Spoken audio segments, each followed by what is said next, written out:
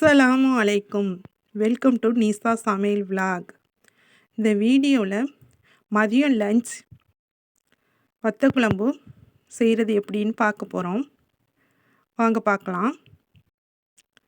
நான் பூண்டு 20 பல் உரித்து வச்சுருக்கேன். இதோட தக்காளி 1, பச்சை மிளகா 2, கருவேப்பிலை, மணத்தக்காளி வத்த கொஞ்சம் வச்சுருக்கேன். ஃபஸ்ட்டே எக்கு ஒரு 3 எக்கு வேக வச்சுட்டேன். வத்த குழம்புக்கு சைடிஷாக. இப்போது வத்த குழம்புக்கு தக்காளி 1, பச்சை மிளகா 2, இந்த 20 பல் பூண்டையும் நல்லா நசுக்கி வச்சுருக்கேன். அப்போ தான் குழம்பு டேஸ்டியாக இருக்கும். இதில் பாதி குழம்போடு ஆட் பண்ணிக்கிட்டேன், பாதி தனியாக வச்சுருக்கேன்.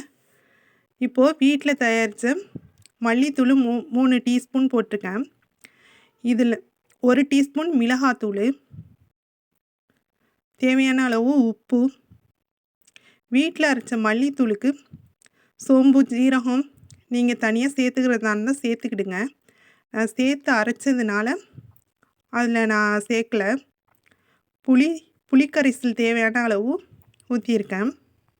இப்போது குழம்ப நல்லா தக்காளி, பச்சை மிளகா எல்லாத்தையும் நொறுங்க பிசைஞ்சிக்கிறேன். அப்போ தான் குழம்பு ரொம்ப டேஸ்டியாக இருக்கும். தக்காளியை பொடியாக நறுக்கி போட்டால் அவ்வளோக்கு டேஸ்ட்டு கிடைக்காது. இது மாதிரி கையால் நல்லா பிசைஞ்சு விட்டுக்கிறது தான் நல்லது. இப்போது ஆயில் இட்டுக்கிட்டு அதில் பூண்டு பாதி வச்சுருந்தேன்ல, அதை அதில் ஆட் பண்ணிக்க போகிறேன். இதோட கடுகு 1 டீஸ்பூன், வெந்தயம் 1 டீஸ்பூன் சேர்க்க போகிறேன். சேர்த்து நல்லா தாளித்து இப்போ குழம்பு சேர்க்க போகிறோம். என்னோடய ரெசிபி பிடிச்சிருந்தா சப்ஸ்கிரைப் பண்ணுங்கள். கருவேப்பிலை சேர்த்துக்கிட்டேன். என்னோடய ரெசிபி பிடிச்சிருந்தா சப்ஸ்கிரைப் பண்ணுங்கள். ஃப்ரெண்ட்ஸ் அண்ட் ஃபேமிலிக்கு ஷேர் பண்ணுங்கள், கமெண்ட் பண்ணுங்கள். மணத்தக்காளி வத்த அதோட சேர்த்து நல்லா அதோட வதக்கணும். மணத்தக்காளி வத்த நல்லா பொரிஞ்சு வரணும். இதோட கொத்தரங்காய் வத்தலை தனியாக வேக வச்சு எடுத்து வச்சுருக்கேன். இப்போது தாளிப்பு கொடுத்து அதில் குழம்பு ஆட் பண்ணி கொத்தரங்காய் வத்தலையும் போட்டாச்சு. நல்லா அதை வத்த வச்சு செம டேஸ்டியான வத்த குழம்பு ரெடி ஆயிடுச்சு. இந்த ஸ்டைலில் ஒரு முறை வச்சு பாருங்கள். எப்படி இருந்துச்சுன்னு எனக்கு கமெண்டில் சொல்லுங்கள்.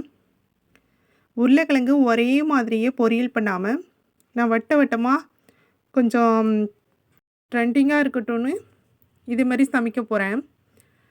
இதோட 3 டீஸ்பூன் மிளகாத்தூள், 1/2 டீஸ்பூன் சோம்புத்தூள், 1 டீஸ்பூன் மஞ்சள் தூள், தேவையான அளவு சால்ட்டு போட்டு லைட்டாக தண்ணி ஆட் பண்ணி இப்போ குலுக்கி ஒரு 10 நிமிஷம் ரெஸ்ட்டில் வச்சுக்கிட்டேன்.